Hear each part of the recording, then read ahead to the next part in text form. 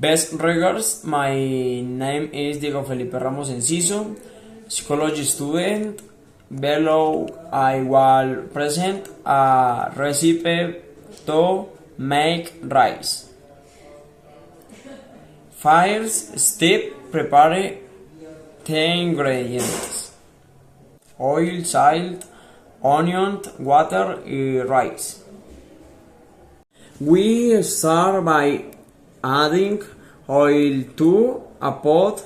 We add chopped onion and a light salt.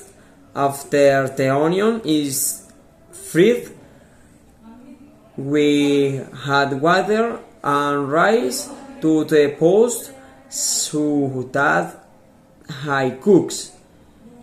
You have to wait a while for the rice to ground.